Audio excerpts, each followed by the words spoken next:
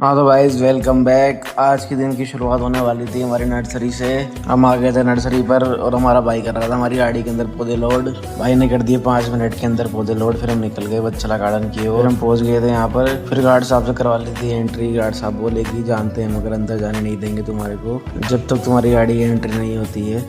मैं कहा चलो भैया ये भी ठीक है गार्ड साहब, आपकी ड्यूटी करो, आप क्या करें, ड्यूटी आप ही करनी पड़ेगी और तो क्या। जब तक गार्ड साहब एंट्री करे जब तक हमने पार्टी वाले कर दिया था फोन। भाई ये बोला कि गाड़ी लगा दो यहाँ पर। भाई ने कर दी थी गाड़ी खाली। फिर भाई बोला कि 100 पौधे कम आए हैं, वापस जाओ नर्सरी पे वापस भर के लेके आओ गाड़ी। फिर हम वापस निकल गए थे नर्सरी की ओर। जाके भैया लोगों को बोला यहाँ पे 100 पौधे कम है और 100 पौधे भेजने वहाँ पे। वापस गाड़ी कर ली थी लोड हमने यहाँ से। भाई ने फिर वापस कर दी थी हमारी गाड़ी 5 मिनट के अंदर लोड।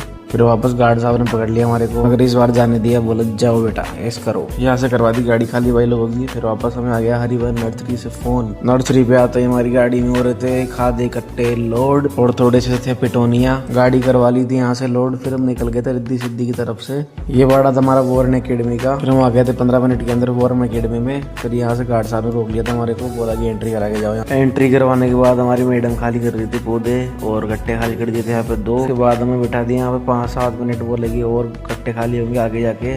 फिर मैंने भैया को बोला थोड़ा जल्दी करवा दो, फिर भैया ने करवा दिया जल्दी। यहाँ से हमारी गाड़ी खाली हो गई थी।